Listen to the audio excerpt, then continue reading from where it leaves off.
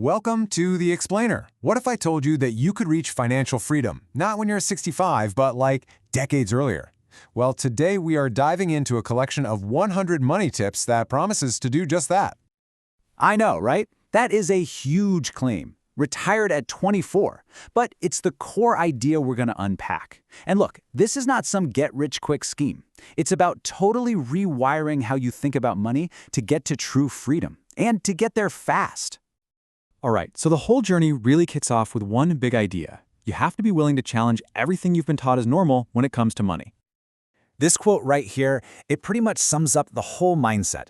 The logic is actually super simple. If you follow the same financial path as everyone else, well, you're probably going to get the same average results as everyone else.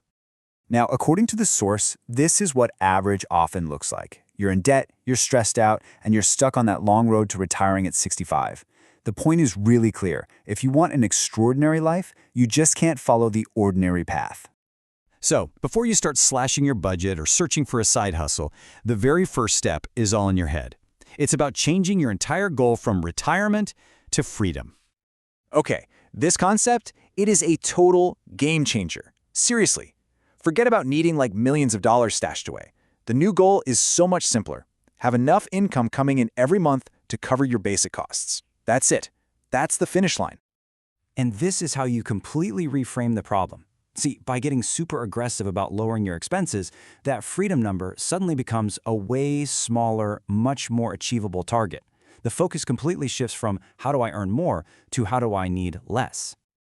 And that leads us right into the first major pillar of action, an aggressive saving strategy that is, well, let's just say it's pretty intense. Yep, you're reading that right, 75%. The target here isn't the usual 10 or 15% that we always hear about. We're talking about saving 3/4 of every dollar you make. It sounds kind of impossible, I know, but the logic behind it is so powerful.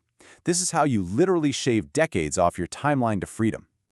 So how in the world do you save that much?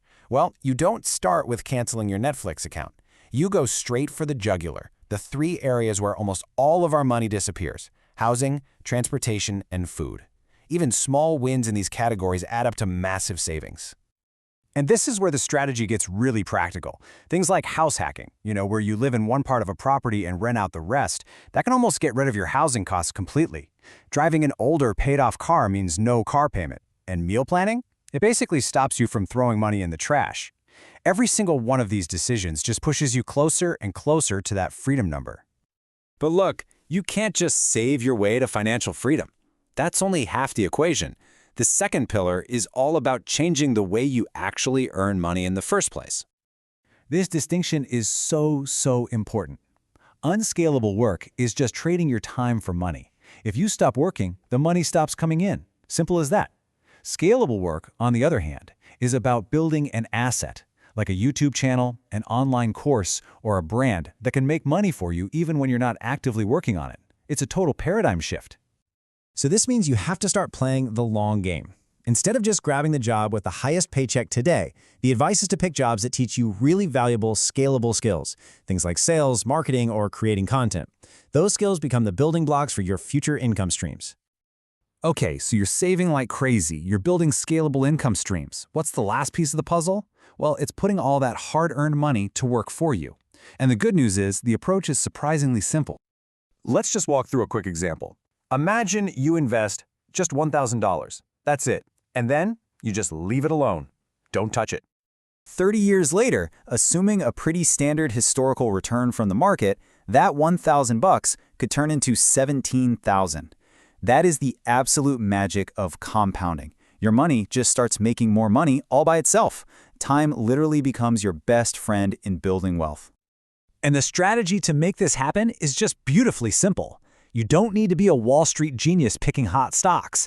The advice is just to consistently, automatically invest your money into broad, low-cost index funds. The key here isn't being a genius. It's just being disciplined. All right, let's bring this all together. This entire system, the mindset shift, the crazy saving, the new way of earning, the simple investing, it's all pushing towards one final, really profound shift in thinking. And this right here, this is the whole point. It's about getting to a place where you stop seeing money as something you use to buy more stuff to impress people you don't even like. Instead, you start seeing it for what it really is, a tool. A tool that can buy you your time back, that can buy you autonomy, that can give you the power to design the life you actually want. Because at the end of the day, your financial health and your well-being have to walk hand in hand. I mean, what's the point of reaching financial freedom if you destroy your health and your relationships to get there? This is all about building a rich life, not just a rich bank account. And that leads us to the final and maybe the most important question that this whole philosophy makes you ask yourself. If the goal isn't just to pile up money forever and ever, then you have to define your own finish line. You have to figure out what's truly enough for you.